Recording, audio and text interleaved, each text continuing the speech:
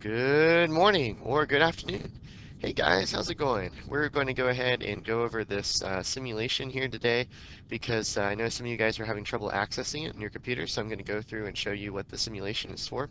This is for the translation lesson and specifically transcriptional control, talking about how we can control how we turn genes on and off in the DNA before we actually go about transcribing them into mRNA that could be turned to a protein. So essentially, how do we control which genes are being made and which ones aren't? And remember, we're doing this because unless we need those genes to be on, we don't want them to be on. Just like the lights in your house. You don't want the lights in your house to be on before unless somebody is actually in the room. So let's go ahead and take a look.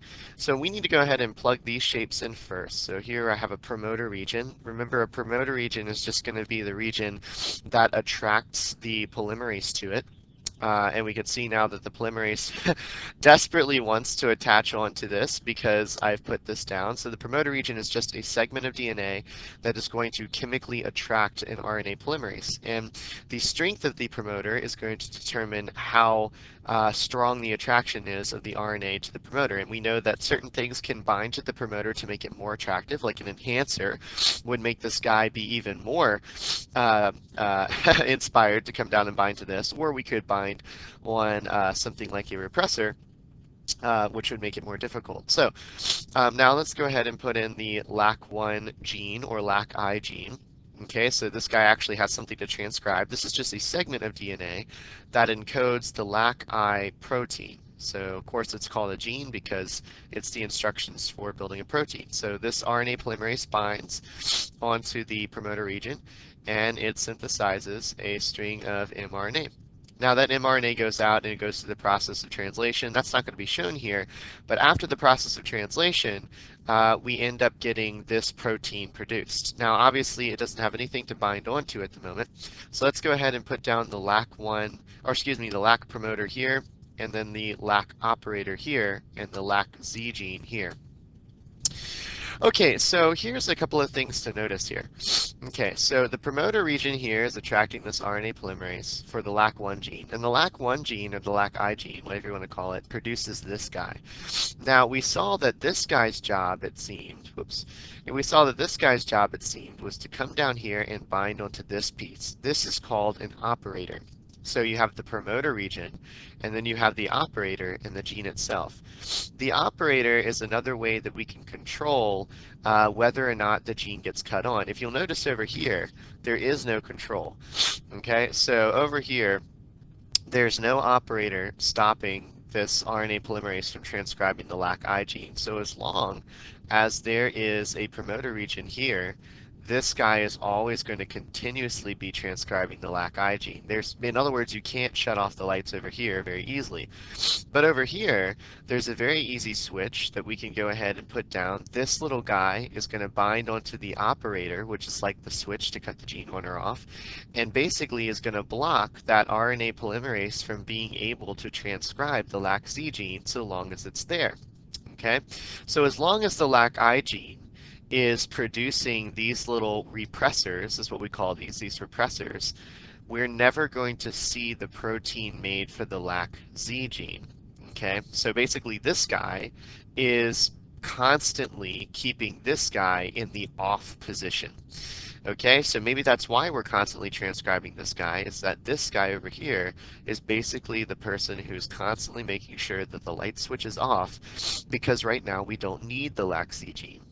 Okay, so this is a lactose injector. This is going to inject the carbohydrate lactose into this scenario.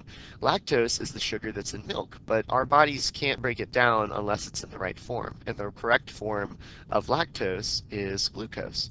So we need something to be able to convert lactose into glucose. So let's go ahead and inject a molecule of lactose. When the molecule of lactose is injected, we're going to notice that it's going to make a bead line straight down for this repressor. And when that happens, it's going to essentially stop the repressor from binding onto the operon. See how it's gotten rid of the little active site on this protein, this repressor, and it's inactivated it.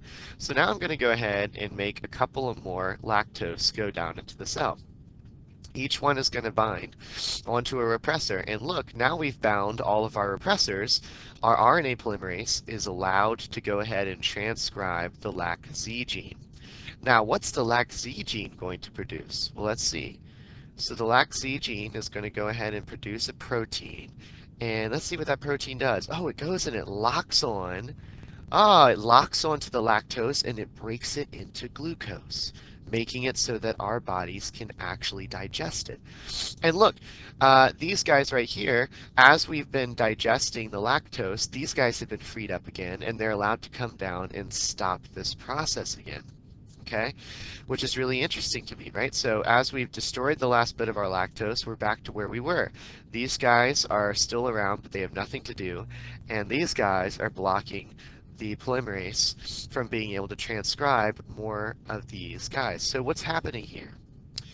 Well, if we notice, when our lactose is gone, we have this gene in the off position, because we don't need these guys if we don't have lactose to break down. So essentially, when no lactose is around, this gene is off. This gene is on because this gene's job is to keep this gene off.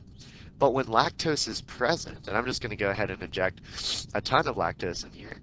When lactose is present, it binds to all of these repressors, thus immobilizing them, and allows us to make the LAC-Z gene's protein that can break down lactose into glucose. So here we get this guy coming out, and these guys are going to go through like an army, and they are going to break down lactose into glucose, thus allowing it to be used as energy by our bodies.